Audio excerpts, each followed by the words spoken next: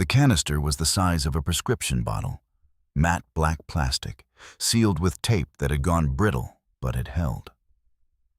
On the morning of November 4th, 2021, in the river town of Hannibal, Missouri, population 17,000, a contractor named Dale Obert was pulling up water-damaged floorboards from a rental property on Center Street when his pry bar caught on something wedged between a floor joist and the subfloor, something that had been placed there rather than fallen, set deliberately in the narrow channel between the boards, with the deliberateness of a person who needed something to stay hidden. He worked it loose with 2 fingers, turned it over, read the label in the light coming through the window. Kodak Gold, 235mm, 24 exposures. At the bottom, in faded blue ballpoint ink, someone had written directly on the plastic, "Do not develop."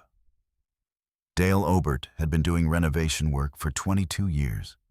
He had found things in walls and under floors before: coins, a child's shoe, a mason jar of currency from the 1940s.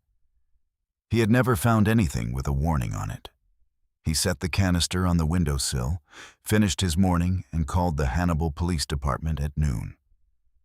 What the photographs inside that canister documented, and what they connected to a case file that had been sitting in a cabinet in the Marion County Sheriff's Office since 1993, would keep investigators working through the night. And what happened in the weeks that followed would bring a reckoning to a man who had spent nearly 3 decades counting on the darkness under that floor to hold his secret permanently. The town of Hannibal, Missouri, wears its literary heritage the way a person wears a good coat, with visible pride and occasional self-consciousness. Mark Twain grew up on these streets, and the bluffs above the Mississippi River, where boys once built forts and watched steamboats still draw visitors every season. But the Hannibal that existed in the summer and fall of 1993 was also a working river town, with a paper mill on the south end and a history of families who had lived on the same blocks for 3 and 4 generations and who knew each other the way people know each other when geography and time have given them no other option. Laurel Benson was 31 years old in the summer of 1993.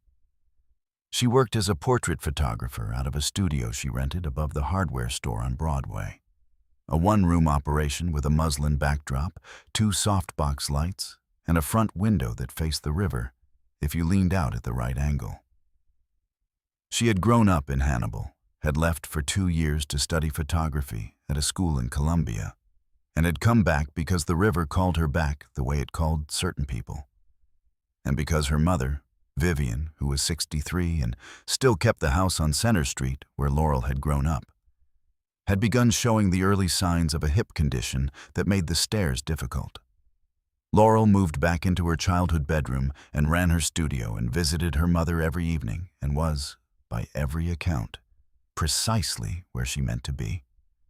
She was known in Hannibal for her portraits, not the formal studio work, though she did that competently and on schedule, but for the candid photographs she made on her own time, on film, with a second-hand Nikon she had bought in Columbia and which she carried in a canvas shoulder bag almost everywhere she went.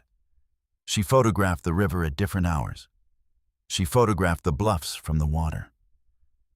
She photographed the people of Hannibal the way Vivian later described it, as someone who believed the ordinary life of a river town deserved to be looked at seriously.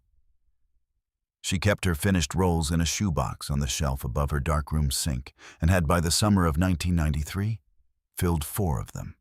She was also, since the previous January, quietly and seriously involved with a man named Robert Hatch, 38 years old, who managed the operations desk at the paper mill and who had a reputation in town as someone who worked hard, drank moderately, and kept his life orderly.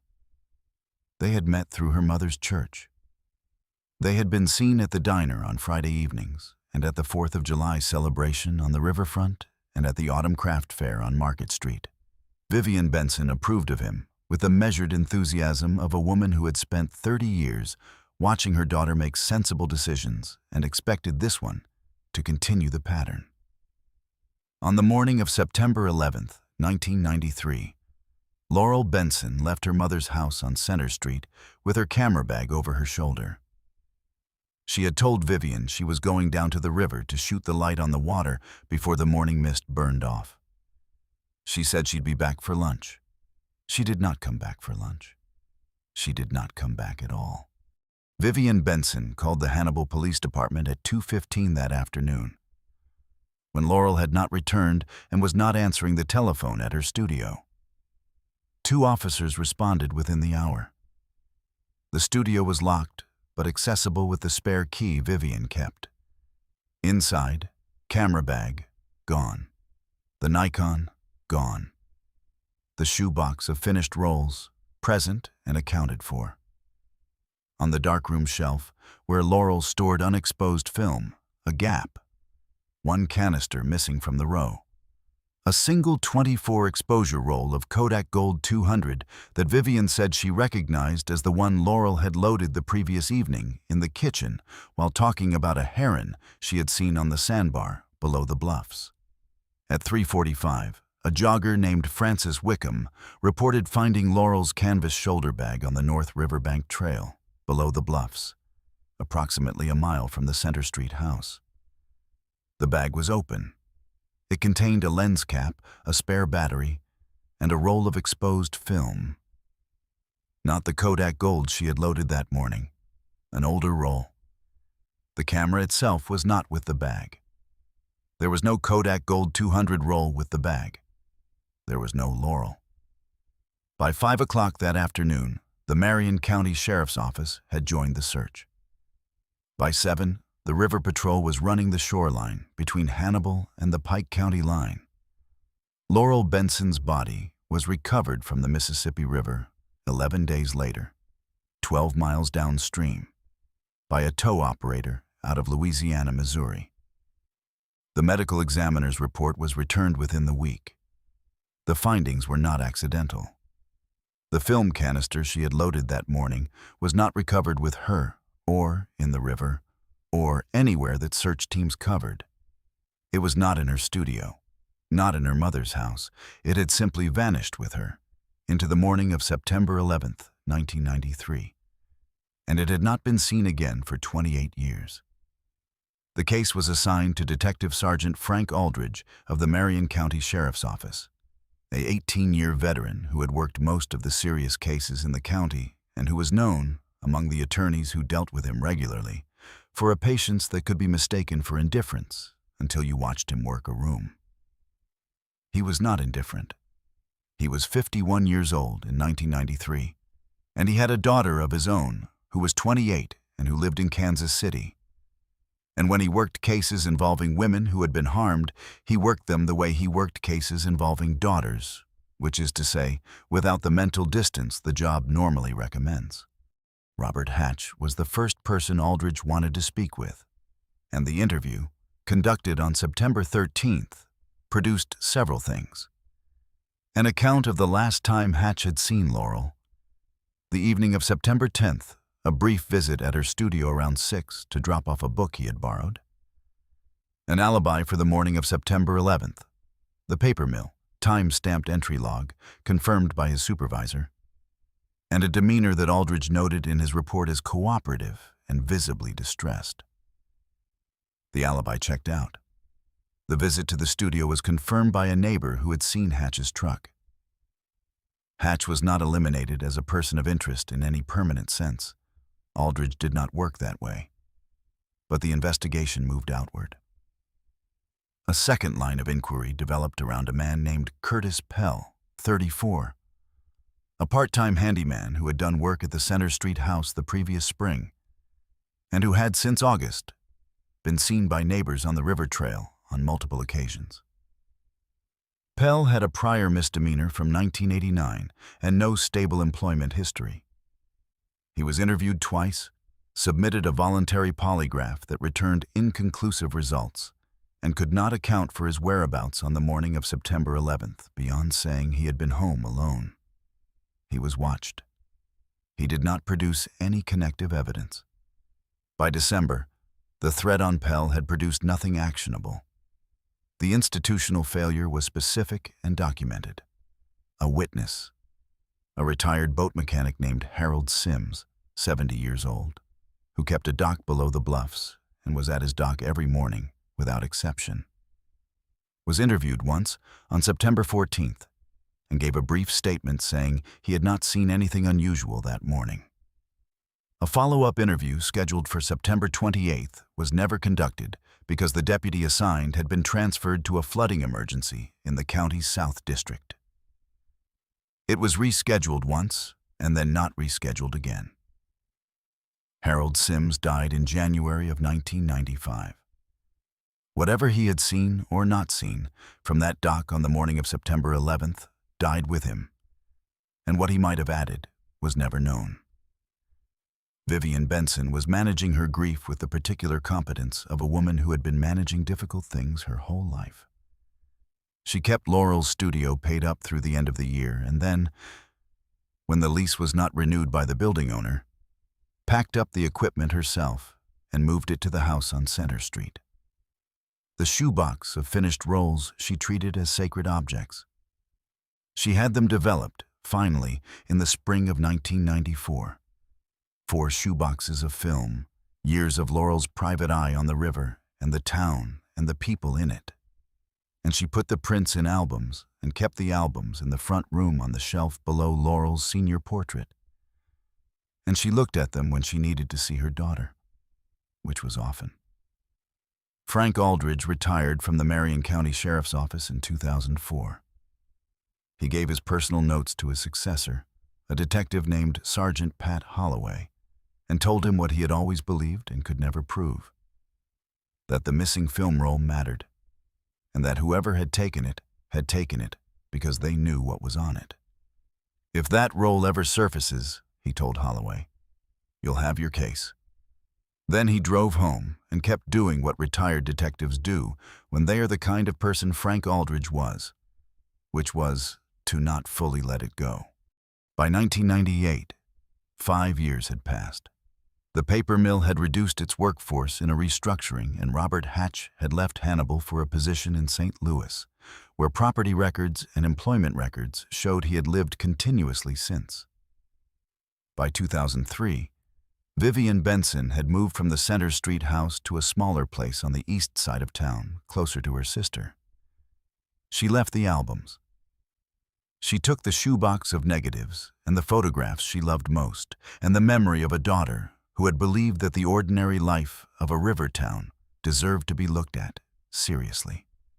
By 2010, Frank Aldridge's successor, Pat Holloway, had filed 2 cold case review requests with the Missouri State Highway Patrol's Major Case Unit and received 1 response, which acknowledged the request and noted that the case was on a review list. It was never assigned. By 2015, the house on Center Street had passed through 2 owners and was being used as a rental property. By 2019, the rental had fallen behind on maintenance, and the owner had hired a succession of contractors to address the accumulating damage. The floors on the ground level had absorbed water from a basement seepage problem that had gone unaddressed for years.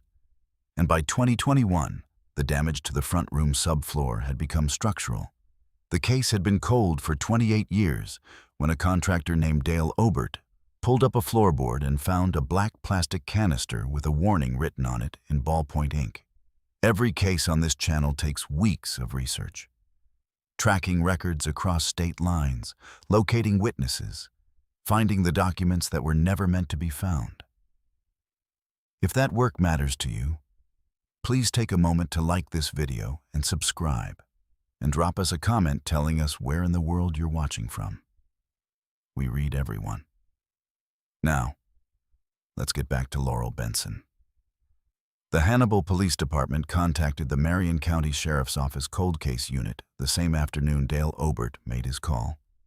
And by early evening on November 4th, 2021, Detective Sergeant Moira Callahan, who had been assigned to the Benson file as part of a county cold case review that had begun in 2019, was at the Center Street property with an evidence technician and a camera. The film roll was still sealed. The tape had protected it from moisture better than anyone had reason to expect. Callahan brought it, unbroken, to a professional film lab in Colombia that handled archival processing. The process of carefully developing decades-old film under controlled conditions to recover as much of the image information as possible. A technique now used regularly to recover photographs from long-stored or damaged film without destroying what survives. The lab returned results in 48 hours. 17 of the 24 frames were recoverable. What was on those 17 frames was this. Laurel Benson had been photographing from the North Riverbank Trail on the morning of September 11, 1993. She had photographed the river mist, the sandbar, the heron she had described to her mother the previous evening. And she had photographed, without apparent awareness, of what she was capturing at the time, or with full awareness, which was the question that the images could not answer. A man, partially obscured by the tree line at the trail's upper edge, approximately 40 yards from where her shoulder bag was later found. The man appeared in 4 frames. In 2 of them, his face was partially visible. In the 17th and final recoverable frame, the last image on the roll, the man was closer, much closer. His face was fully visible. Callahan looked at the print for a long time in the lab's light box. Then she drove back to Hannibal and pulled the original case file and found, on page 12 of Frank Aldridge's 1993 interview notes, a name she had already begun to recognize. She called Aldridge at his home. It was 11:15 at night. He picked up on the second ring. "The roll," she said. "We have it." He was quiet for a moment. Then, "Who is it?" She told him. "I knew," he said. That was all. Robert Hatch had lived in St. Louis for 23 years. He was 66 years old in 2021. He had retired from a logistics management position the previous year and was living in a home he owned in Kirkwood, a quiet suburb west of the city, where his neighbors described him as a pleasant, private man who kept his lawn maintained and attended the neighborhood association meetings, and was, in the way of men who have lived inside a secret for a long time, careful about how much he let anyone know him. What the photographs established, combined with evidence that Callahan's investigation assembled over the following 3 months, was a picture that the original inquiry had never been able to build because the physical evidence it required had been under a floorboard. The Center Street house had been rented by Laurel's mother.